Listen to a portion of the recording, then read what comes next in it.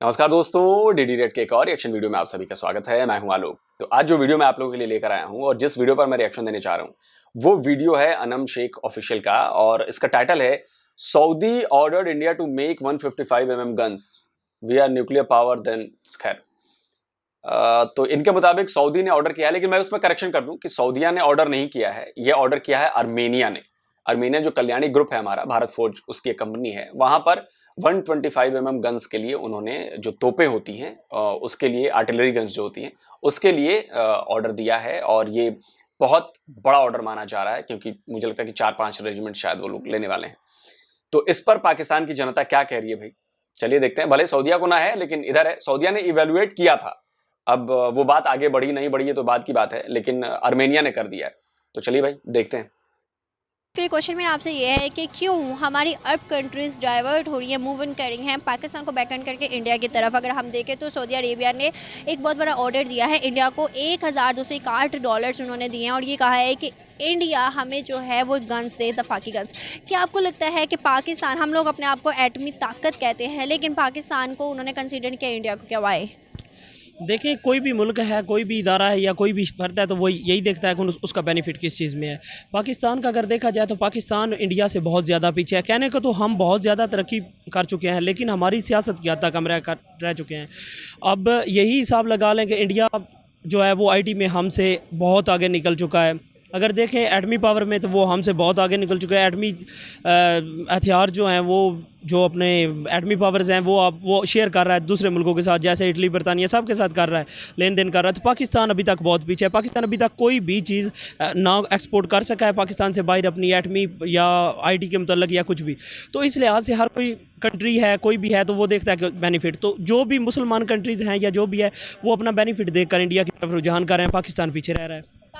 नहीं, इसमें मैं करना चाहूँगा भाई, पाकिस्तान JF-17 थंडर जो है, जो सबसे शानदार तैयारा है आपका, वो एक्सपोर्ट तो कर ही रहा है ना, 10-20 तो एक्सपोर्ट कर ही चुका है।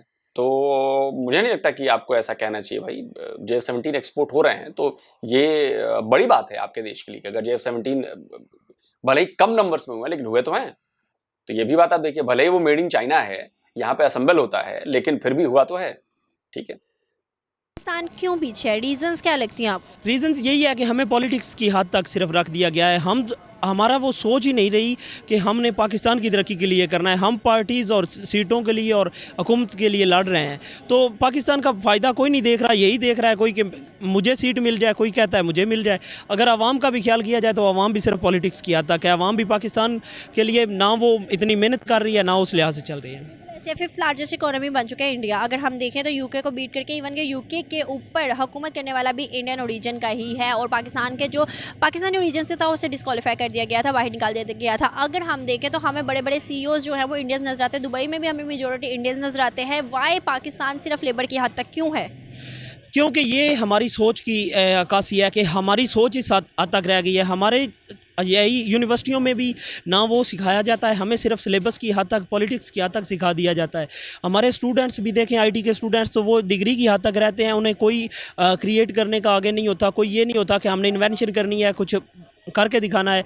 तो जिसे देखें पॉलिटिक्स में या खेल में मुलव्वस है, तो ये कोई नहीं है कि पाकिस्तान की तरक्की के लिए कोई करे। यही वजह है और कोई भी नहीं। अगर हमारी सोच चेंज हो जाए तो क्यों इंडिया से हम आगे निकल सकते हैं।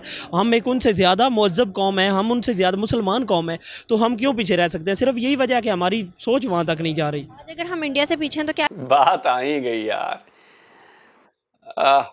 पता है, इसी झूठ के दलदल के चक्कर में आप इतने धंस गए हो कि आप निकल नहीं पा रहे हो। आप मुसलमान हैं, आप हिंदू हैं, आप क्रिश्चियन, इससे कोई फर्क नहीं पड़ता कि आपका दिमाग कितना तेज चल रहा है। रिलीजन का आपके दिमाग के ऊपर कोई फर्क नहीं पड़ता कि आपका दिमाग कितना तेज चलेगा। मतलब कंस्ट्रक्टिव कामों में, डिस्ट्रक्टिव कामों में चल सकता है, कंस्ट्रक्टिव कामों में। अब सारे इन्वेंशन जो हैं वो बड़े बड़े, वो सारे विदेशियों ने किए हैं। बाकी जो मैथमेटिकल इन्वेंशंस हैं और भी कई सारी टेक्नोलॉजी के इन्वेंशन है वो इंडिया ने किए हैं। वो चाहे जीरो हो, चाहे पाई हो, चाहे वाईफाई हो, चाहे चिप हो, चाहे ईमेल हो, ये सारे इंडियंस ने किए हैं। चाहे फ्लश टॉयलेट हो, ये इंडियन ने किए हैं। मानने वाले नहीं, मानने वाले नहीं मानेंगे, आपको नहीं मानना है मत मानना, वो अलग बात है, लेकिन आप जाकर इसके बारे में रिसर्च कर सकते हो। शर्ट के बटन्स हो, प्लास्टिक सर्जरी हो, कई चीजें हैं। जो की गई हैं, भारत में इन्वेंट की गई हैं। तो खैर, लेकिन आप जो बार बार हर चीज में आप लेके आ रहे हो कि हम मुसलमान हैं तो हमें तो पता ही होना चाहिए, ऐसा नहीं होता, ऐसा नहीं होता बॉस। आंखें खोलो, कुएं से बाहर निकलो। क्या लगता है कितने साल पीछे?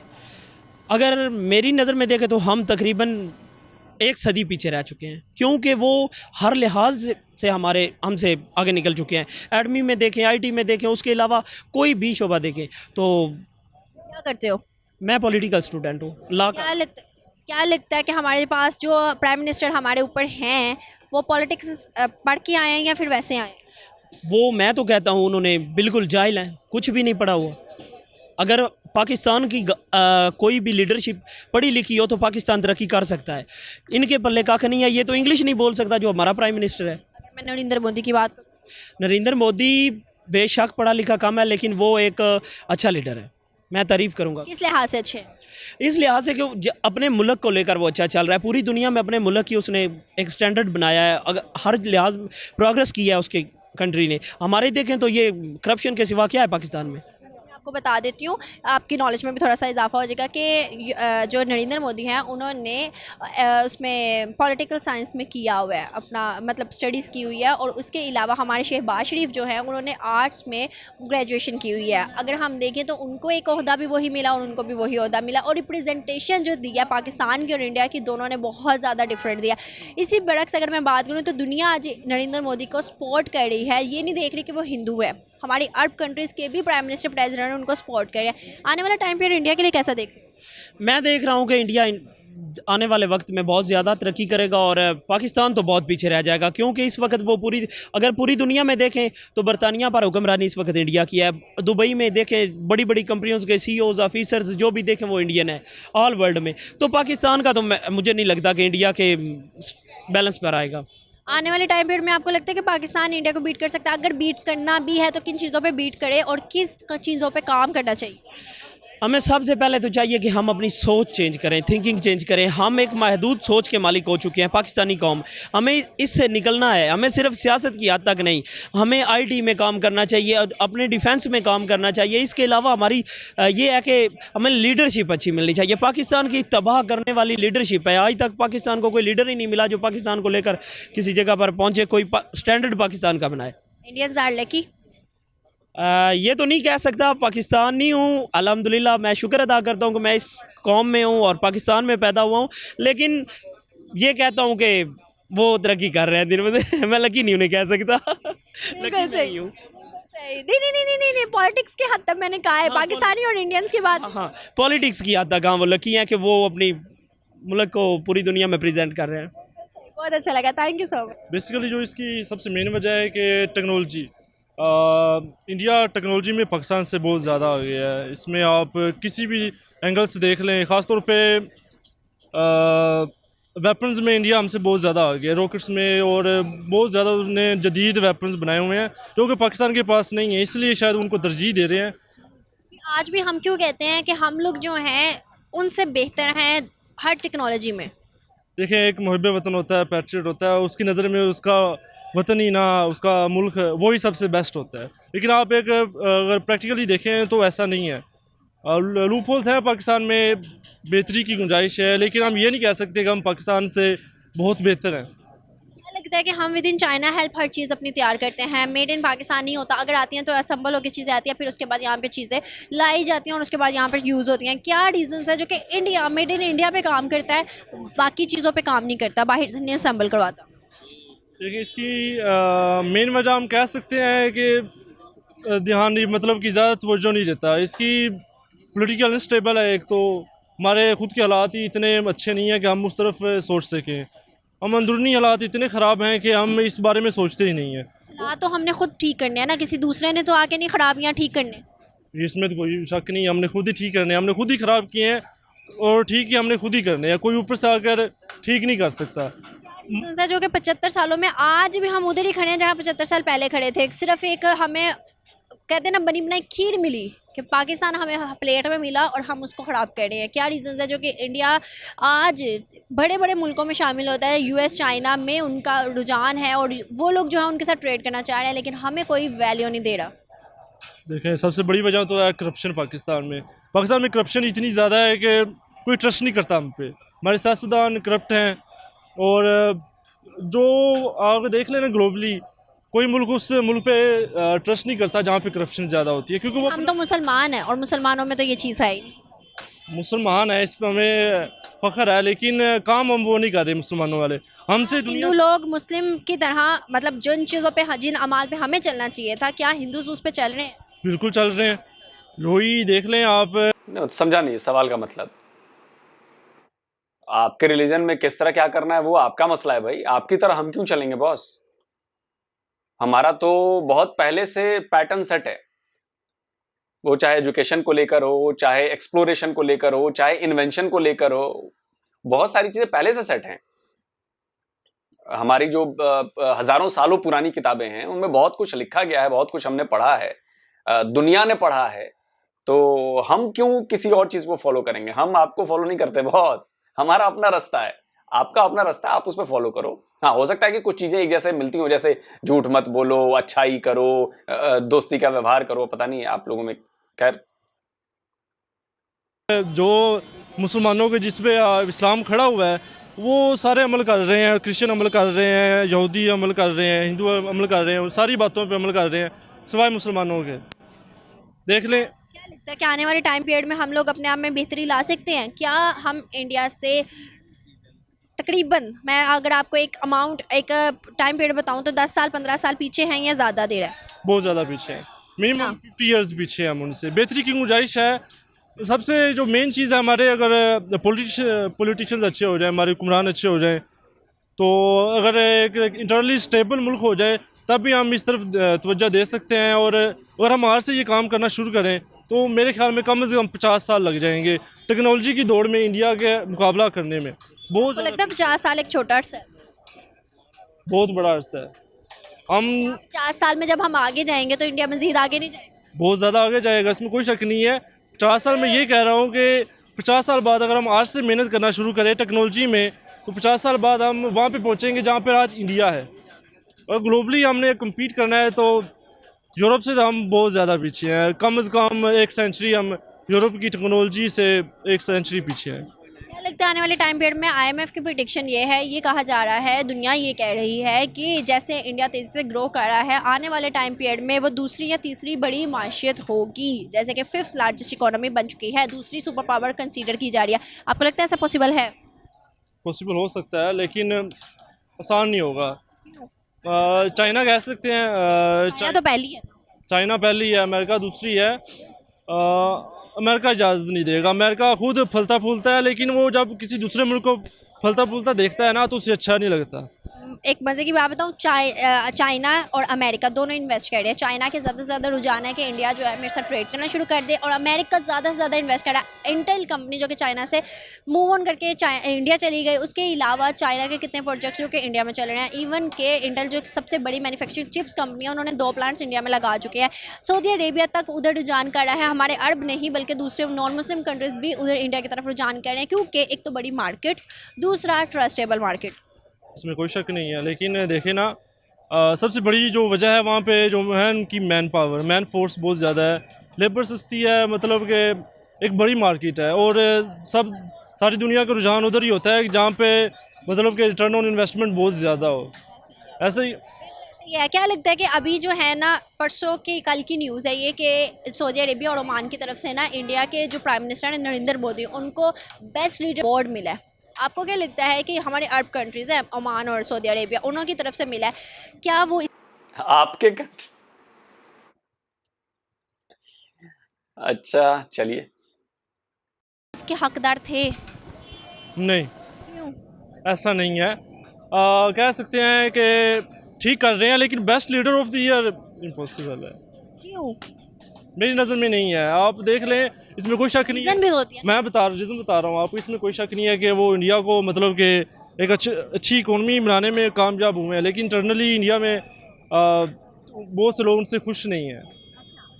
अगर हम देखें तो हमारे शहबाज शरीफ, इमरान खान, नवाज शरीफ, मरियम नवाज़ और बिलावल भुट्टो काफ़ी ज़्यादा है ना एक ही उसमें, लेकिन क्या है कि कुछ लोग उनको सपोर्ट करें, कुछ लोग उनको सपोर्ट करें, इसी तरह तफरके में बटे हुए हैं। क्या आपको लगता है कि एक पूरी इतनी बड़ी ह्यूज पॉपुलेशन जो कि एक ही बंदे को सपोर्ट करे, ऐसा पॉसिबल है?